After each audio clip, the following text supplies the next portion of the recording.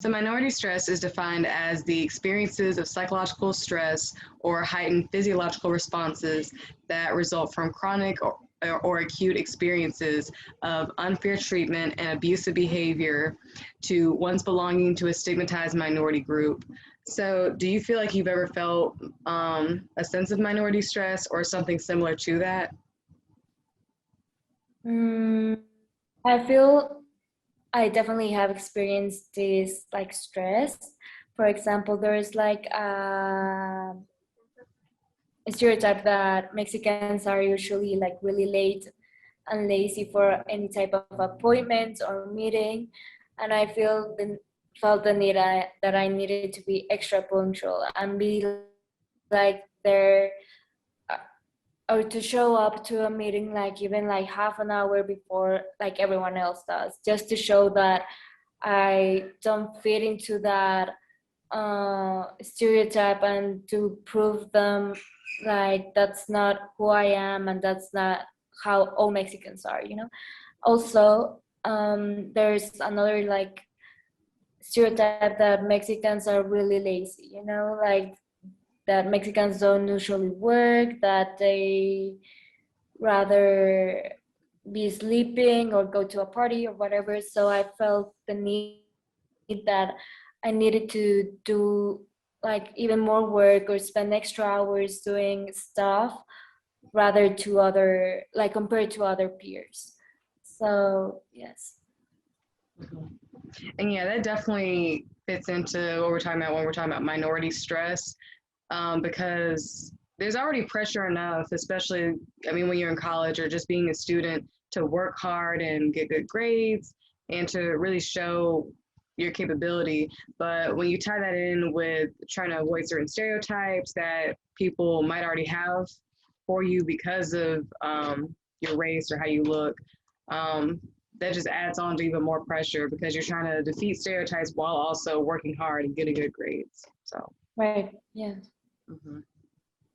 And so, oh, and to follow up with that, so how did that make you feel knowing that just, okay, how did that make you feel trying to defeat those stereotypes that people would have for you? You know, the fact that you had to work extra hard to try to disprove those stereotypes.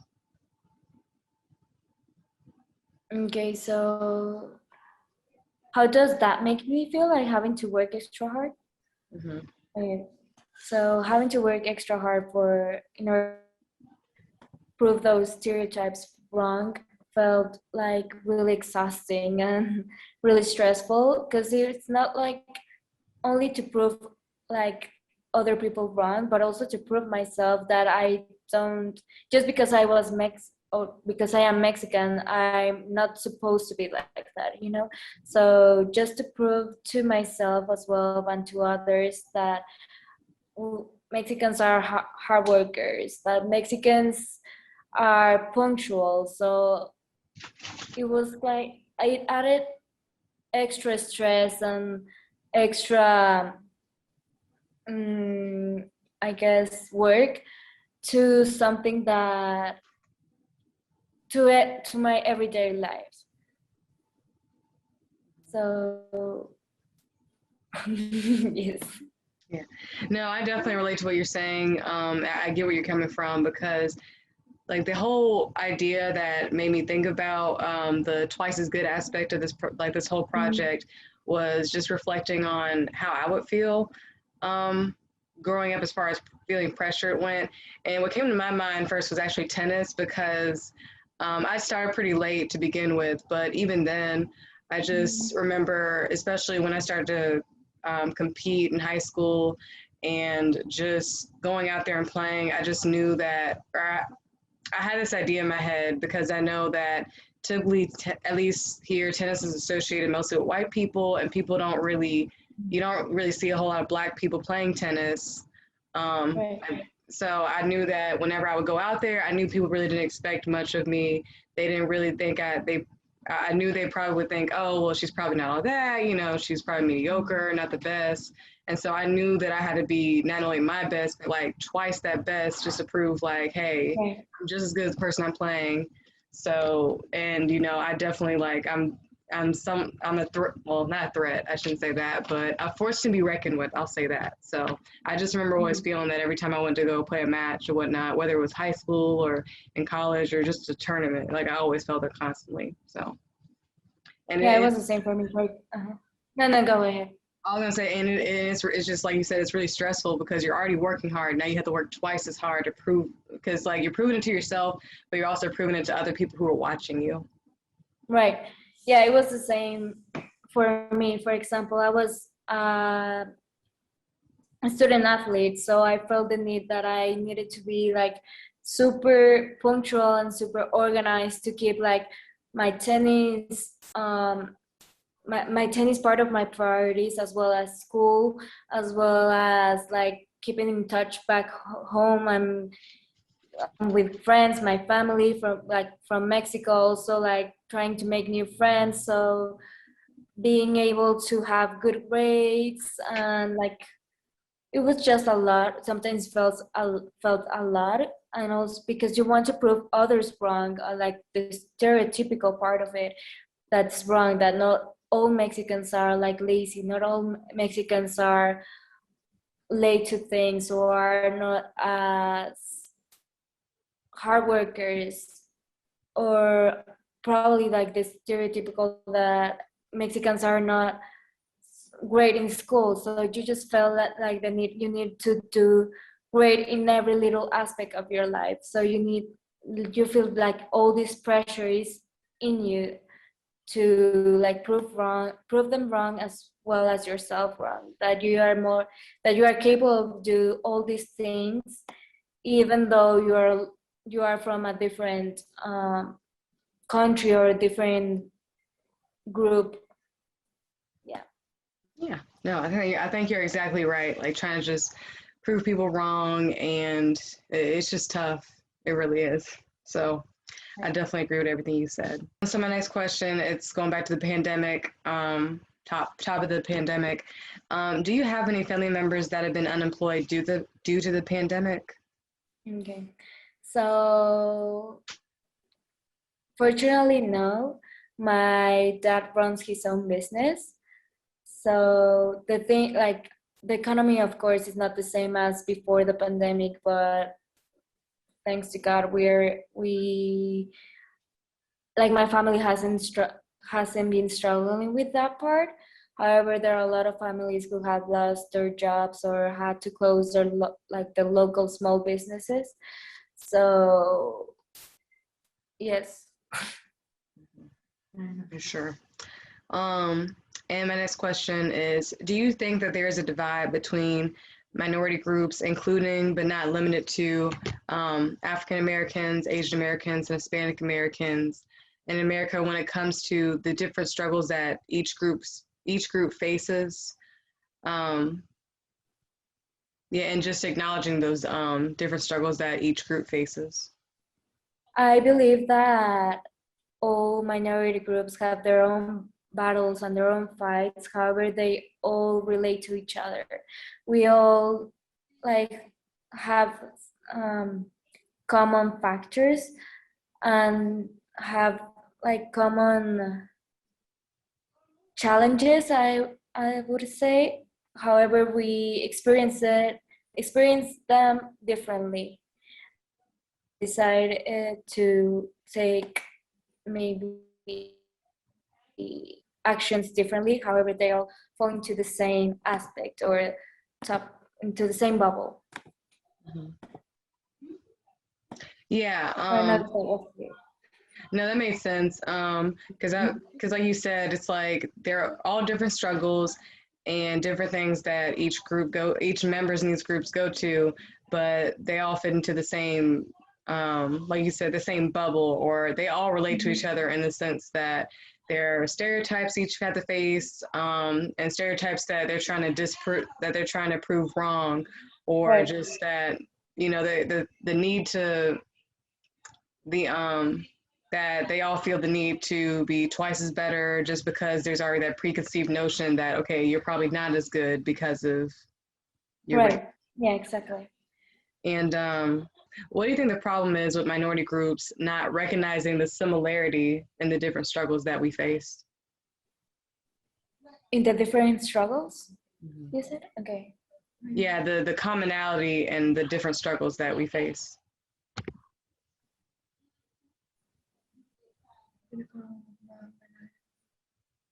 Wait, you said what would be the But problem with minority groups not recognizing the different struggles, right? That's the question? well, just more of the problem in minority groups not realizing how more similar than different the struggles Oh, are. okay.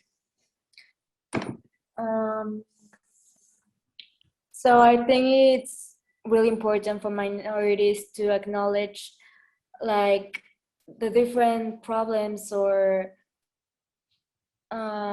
or process other minorities are facing as well, since we all can relate to each other and understand what we are going through, and that it's really important because once we acknowledge them and try to and know that we are like facing the same things, we can support each other more and grow even more and relate to each other. So I think that's really important to be there for others and help them, because you might have gone through something and something another person is facing at the moment, so you might have be able to help him out or have like a way advice for them, or I don't know, just even talk to them and listening to them and hear how they're feeling, and that would make a huge difference if we all just come together and talk about it more.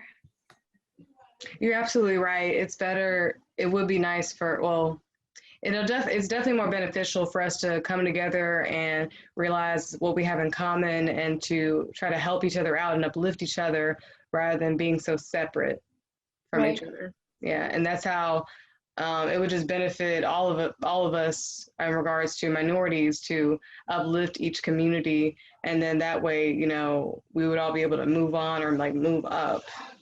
Would be Right. I think it would help like a lot of the movements a lot to improve and to create more awareness, and if all the minorities come together and they all support each other, like a lot of people would be talking about different topics and there will be more audience to talk to. exactly. So with seeing on TV, I believe it was in the last year or so, just all the issues that America seems to have with Mexican immigrants and how there was all the talk about these children being separated from their families and being locked up in cages in some cases. How did that make you feel to see that on TV and in the news? Just make me feel like we live in a world so inhumanized and so cruel that we have historic moments like the Second World War, where people often see that time in history as so inhumane and so cruel. However, in the present, like these situations or similar situations still happen, and people either don't are not even aware of it, or they just ignore it and push it aside and try not to see it as part of their reality when it's happening all over the world. So I think more now than ever, people need to be united and talk about everything that's going on about like all the injustice that people are facing, and try to take even the smallest action as possible to have a positive effect on the help the problem to dissolve. Yeah, I think what you said is exactly like that word inhumane really captures how the situations of separating children from their families, I think that just captures the essence of what that is perfectly. It's just inhumane to really just separate families, because especially separating them into different countries, because it just kind of makes you wonder, it's like, how would they ever be able to see each other? I mean, and these are just kids. I mean, they're already so young and they may or may not know what's going on. I mean, all they know is they're being separated from their parents, and Right.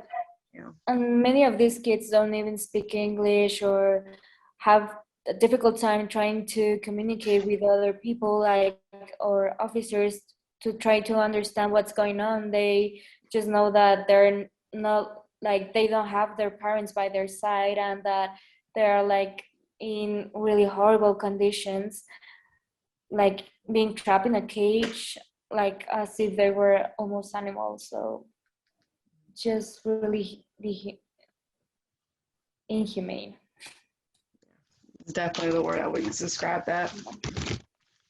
So while you were studying abroad in America, I know we talked about being underestimated and different perceptions that people had of you.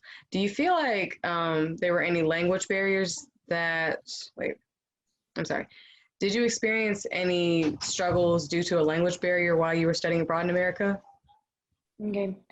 While I was studying abroad during my college years, I did have some struggles due to the language barrier. Like first semester, my freshman year, I think was like the hardest semester for me, even though I do got to like understand almost everything the professor was saying.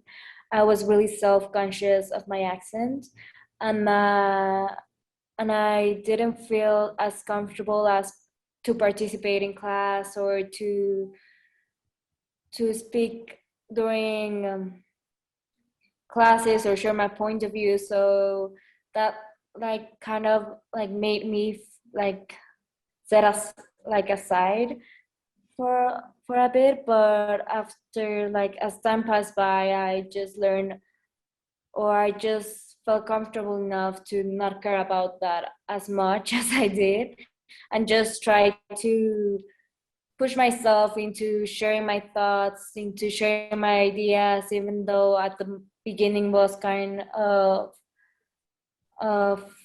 uncomfortable. But I think that was one of the biggest challenges I faced. And so again, were you more insecure about your accent, or was it you feel like your English wasn't good enough? I was more insecure about my accent, Okay. and like having like people like hearing it and maybe not understanding me, or maybe like if people would listen to it, like immediately point me out as the Mexican girl. Or I was more insecure about that because I did knew like how to express myself and everything, but I was like really self-conscious and insecure about how I sounded. Right. How they would like see you if they heard your accent. I gotcha. Right. So for anyone who sees this and can relate to some of the issues we talked about, from struggles with mental health and not feeling that they can be so open about it, or just struggles with being themselves and being afraid of how they'll be seen for being themselves, just anything we've talked about, and that person feeling like they're alone in all of this, what would you have to say to that person?